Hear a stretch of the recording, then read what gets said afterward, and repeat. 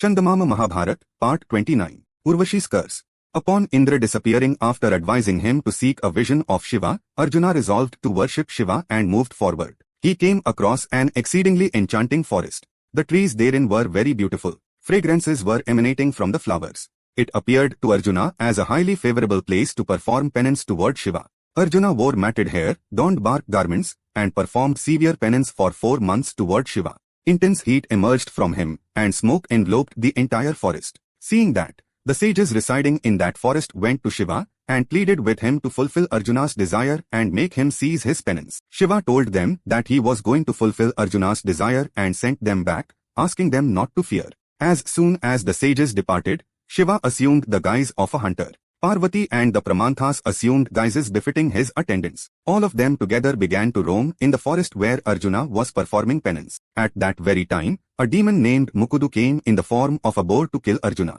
Arjuna, who was performing penance, took his bow and arrows and attempted to kill that boar. In the meantime, Shiva, who was in the guise of the hunter, said to Arjuna, "Hey, I will shoot that boar, you do not shoot." Arjuna, disregarding that word, shot the boar with an arrow. The hunter also shot it with his arrows. Hit by the arrows of both, that demon revealed his true form and died. Then Arjuna said to the hunter, "Who are you? Why are you roaming in this deserted forest accompanied by a woman? When I was shooting this demon that came to kill me, why did you also shoot arrows equally with me? That is not the righteousness of a hunter. For doing this, I will kill you." Shiva, who was in the guise of the hunter, laughed at Arjuna's words and said, "Why are you concerned that I am roaming accompanied by women? This is the way of our forest dwellers. Why are you in this desolate wilderness? To look at, you appear civilized and delicate. Shall we talk about this boar?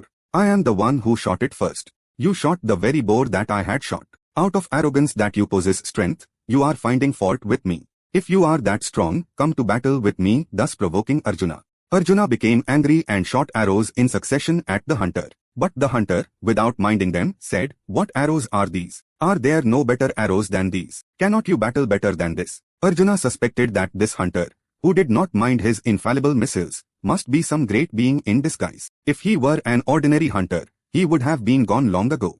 Nevertheless, Arjuna, without faltering, showered a rain of arrows upon the hunter. Within a short while, the inexhaustible quivers became empty. The emptying of the inexhaustible quivers granted by the fire god further increased Arjuna's suspicion. Nonetheless, he did not falter and attempted to pierce and kill the hunter with the tip of his Gandiva bow. The very next moment, the Gandiva disappeared. Not minding that either, Arjuna drew his sword and struck the hunter with it. The sword broke into pieces and fell down. Arjuna was now weaponless. He hurled tree branches and threw stones upon the hunter. No matter what Arjuna hurled, the hunter remained unmoved. Then Arjuna fell upon the hunter and began to strike him with his fists. The hunter also struck Arjuna with his fists. Arjuna lost consciousness from the blows of the hunter. As soon as he regained consciousness and arose, he bade, placed a bunch of flowers upon a Shivalingam made of earth, meditated for a little while, and upon rising and looking toward the hunter, the bunch of flowers he had placed on the lingam appeared on the head of the hunter. On seeing this, Arjuna experienced astonishment first and happiness thereafter. Realizing that the hunter with whom he had battled all this while was Shiva himself, Arjuna prostrated and offered praises. Then Shiva appreciated his devotion and said, "Arjuna, there is no other warrior like you in the 3 worlds. I am pleased with your devotion. In splendor, you are equal to me. I shall grant you my divine missile. You are worthy either to discharge it or to recall it. With its power, you shall conquer enemies," and granted a vision to Arjuna.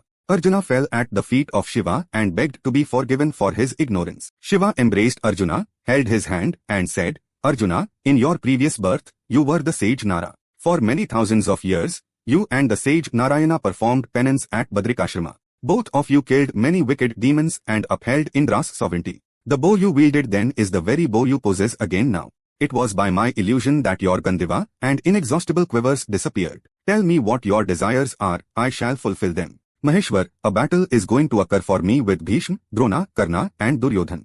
To conquer those great warriors, I require the Pashupta missile and the Brahmashironmaka missile. Please favor me with them," Arjuna said. Shiva instructed Arjuna along with the incantations on how to discharge and recall the Pashupta missile. The Gandiva and the inexhaustible quivers were restored to him. Shiva disappeared along with Parvati.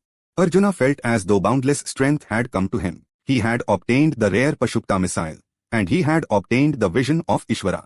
By the touch of Ishvara, his body became sanctified. Just then, the guardians of the world, Indra, Yam, Varuna, and Kuber, along with their wives, came to the place where Arjuna was and gave their missiles to him. Indra alone invited Arjuna to heaven, stating that he would give him divine missiles there. A little while later, Indra's chariot arrived for Arjuna. Matli, who was the charioteer of that, said, Arjuna, Indra has sent this chariot for you. He is seated in court with gods, Gandharvas, sages, and Apsaras, and is awaiting your arrival.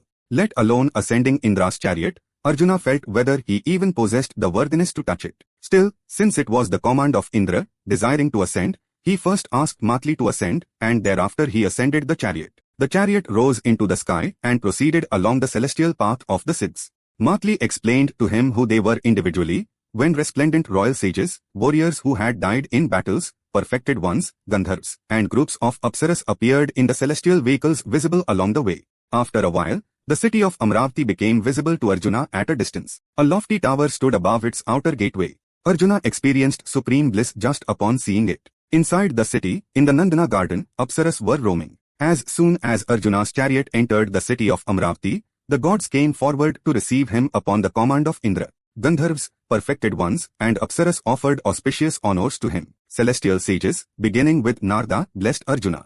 Arjuna descended the chariot at the entrance, crossed the ramparts, and entered the assembly hall of Indra named Sudharma. There, Indra was seated in full royal court. Around him, Gandharvas were singing praises. The chanting of the Vedas was being heard. Perfected ones, bards, storm gods, universal deities, the celestial twins, solar deities, elemental gods, storm deities, divine sages, and royal sages were present. A white umbrella was over Indra. They were fanning him with whisks. Arjuna went to Indra and offered salutations. Indra raised him while embracing him and seated him on his throne, right beside himself. He felt immense joy looking again and again at Arjuna, who was his son. Narada played the lute, Tumburu sang, Apsaras performed dances. Thereafter, the gods, upon the command of Indra, offered the traditional rites of Arghya and Padya and took him to a beautiful lodging. Arjuna stayed in heaven for a long time and completely mastered the discharge and recall of divine missiles. At that time, Indra caused Arjuna to be taught the music and dance of the gods by a Gandharv named Chitrasena. Even though Arjuna was in heaven, his heart was greatly troubled by thoughts of his family living in the forest and of his mother, from whom he was separated. Indra misconstrued that Arjuna had developed a desire for Urvashi, called Chitrasena, and said, Tell Urvashi as my word to fulfill Arjuna's desire. Likewise, Chitrasena told Urvashi. Urvashi already possessed an infatuation for Arjuna. Therefore, she agreed to obey the command of Indra and went to Arjuna's lodging on a full moon night. Seeing Urvashi, who had adorned herself wondrously and was diffusing fragrances, arrive at his lodging at night, Arjuna was startled, bowed to her feet with devotion, and asked, Divine Lady, what is the reason for your arrival? What is required from me? Urvashi stated the purpose for which she had come. Arjuna closed his ears, crying Hari, Hari, and said, Mother, you are like Kunti Devi to me, and like Shachi Devi to me. You are the wife of Pururva, our progenitor. I am considering you only as a mother. To that, Urvashi said, Arjuna, our customs are different in this celestial world. We do not have such kinship relationships here as you do in the mortal world. Therefore, do not entertain needless doubts and enjoy my company. Arjuna said to her, Mother, you are gods. It is true that there is no fault no matter what you do. But I am a mere mortal.